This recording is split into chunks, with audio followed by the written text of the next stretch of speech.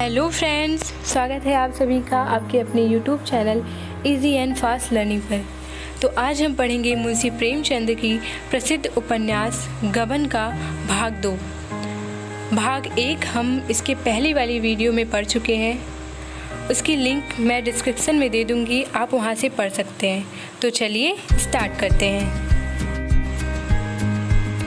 मुंशी दीनदयाल की जान पहचान के आदमियों में एक महाशय दयानाथ थे। बड़े ही सज्जन और सहृदय कचहरी में नौकर थे और 50 रुपये वेतन पाते थे। दीनदयाल अदालत के कीड़े थे। दयानाथ को उनसे सैकड़ों ही बार काम पड़ चुका था। चाहते तो हजारों वसूल करते, पर कभी एक पैसे के भी रवादार नहीं हुए थे। दीनदयाल के साथ ही उनका यह सलूक न था, यह उनका स्वभाव था। यह बात भी न थी कि वह बहुत ऊंचे आदर्श के आदमी हों, पर रिश्वत को हराम समझते थे। शायद इसीलिए कि वह अपनी आंखों से इस तरह के दृश्य देख चुके थे। किसी को जेल जाते देखा था, किसी को संतान से हाथ धोते, किसी को दुर्व्यसनों के पंजों में फंसते। ऐसी उन्हें कोई मिसाल न मिलती थी जिसने रिश्वत लेकर चैन किया हो। उनकी यह दृढ़ धारणा हो गई थी कि हराम की कमाई हराम ही में जाती है। यह बात वह कभी न भूलते। इस जमाने में 50 रुपए की भुगत ही क्या, 5 आदमियों का पालन बड़ी मुश्किल से होता था। लड़के अच्छे कपड़ों को तरसते, स्त्री गहनों को तरसती, पर दयानाथ विचलित ना होते थे।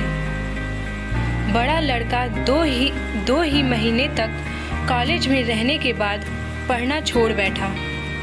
पिता ने साफ कह दिया, मैं तुम्हारी डिग्री के लिए सबको भूखा और नंगा नहीं रख सकता। पढ़ना चाहते हो तो अपने पुरुषार्थ से पढ़ो। बहुतों ने किया है, तुम भी कर सकते हो। लेकिन रामानाथ में इतनी लगन न थी। इधर 2 साल से वह बिल्कुल बेकार था। शतरंज खेलता, सैर सपाटे करता और माँ और छोटे भाइयों पर रोब जमाता। दोस्तों की बदौलत शौक पूरा होता रहता था। किसी का चेस्टर मांग लिया और शाम को हवा खाने निकल गए। किसी का पंप शू पहन लिया, किसी की घड़ी कलाई पर बांध ली। कभी बनारसी फैशन में निकले, कभी लखनवी फैशन में। 10 मित्रों ने एक एक कपड़ा बनवा लिया तो 10 सूट बदलने का उपाय हो गया। सहकारिता का यह बिल्कुल नया उपयोग था। इसी युवक को दीनदयाल ने जालपा के लिए पसंद किया। दयानाथ शादी नहीं करना चाहते थे। उनके पास न रुपए थे और न एक नए परिवार का भार उठाने की हिम्मत। पर जागेश्वरी ने त्रिया हट से काम लिया और इस शक्ति के सामने पुरुष को झुकना पड़ा। जागेश्वरी बरसों से पुत्र वधू के लिए तड़प रही थी। जो उसके सामने बहुएं बनकर आईं, वे आज पोते खिला रही हैं। फिर उस दुखिया को कैसे धैर्य होता। वह कुछ निराश हो चली थी। ईश्वर से मनाती थी कि कहीं से बात आए। दीनदयाल ने संदेश भेजा तो उसको आंखें सी मिल गई। अगर कहीं यह शिकार हाथ से निकल गया तो फिर ना जाने कितने दिनों और राह देखनी पड़े। कोई यहाँ क्यों आने लगा? ना धन ही है ना जायदाद। लड़के पर कौन रिश्ता है? लोग तो धन देखते हैं। इसीलिए उसने इस अवसर पर सारी शक्ति लगा दी और उसकी विजय हुई। दयानाथ ने कहा, भाई तुम जानो तुम्हारा काम जाने, मुझ में समाई नहीं है। जो आदमी अपने पेट की फिक्र नहीं कर सकता, उसका विवाह करना मुझे तो अधर्म सा मालूम होता है। फिर रुपए की भी तो फिक्र है। 1000 तो टीम टाम के लिए चाहिए, जोड़े और गहनों के लिए अलग। कानों पर हाथ रखकर, ना बाबा, यह बोझ मेरे मान का नहीं।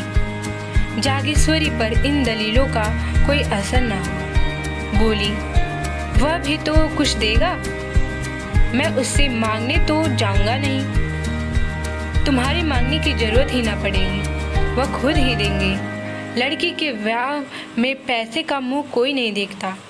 हाँ, मकदूर चाहिए सो दीनदयाल पोड़े आदमी है। और फिर यही एक संतान है, बचा कर रखेंगे तो किसके लिए। दयानाथ को अब कोई बात ना सूझी, केवल यही कहा, वह चाहे लाख दे दे चाहे एक ना दे, मैं ना कहूँगा कि दो, ना कहूँगा कि मत दो। कर्ज मैं लेना नहीं चाहता, और लूँ तो दूंगा किसके घर से। जागेश्वरी ने इस बाधा को मानो हवा में उड़ाकर कहा, मुझे तो विश्वास है कि वह टीके में 1000 से कम न देंगे। तुम्हारे टीम टाम के लिए इतना बहुत है। गहनों का प्रबंध किसी सर्राफ से कर लेना। टीके में 1000 देंगे तो क्या द्वार पर 1000 भी ना देंगे। वही रुपए सर्राफ को दे देना। 200-400 बाकी रहे, वह धीरे धीरे झुक जाएंगे।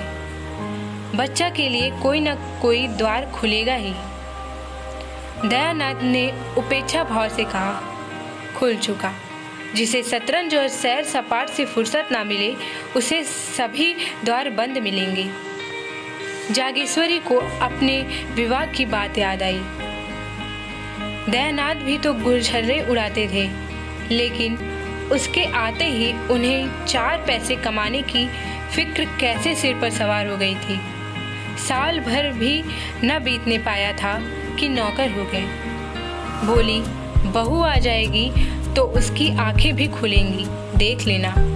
अपनी बात याद करो, जब तक गले में जुआ नहीं पड़ा है तभी तक यह कुलेले हैं। जुआ पड़ा और सारा नसन हीरन हुआ। निकम्मों को राह पर लाने का इससे बढ़कर और कोई उपाय ही नहीं। जब दयानाथ परास्त हो जाते थे तो अखबार पढ़ने लगते थे। अपनी हार को छिपाने का उनके पास यही संकेत था। तो फ्रेंड्स, हमारा भाग 2 यहीं ख़त्म होता है। भाग 3 हम अगले वीडियो में पढ़ेंगे। आपको ये वीडियो कैसी लगी कमेंट सेक्शन में ज़रूर बताएं और वीडियो को लाइक, शेयर एंड सब्सक्राइब जरूर। Thanks for watching.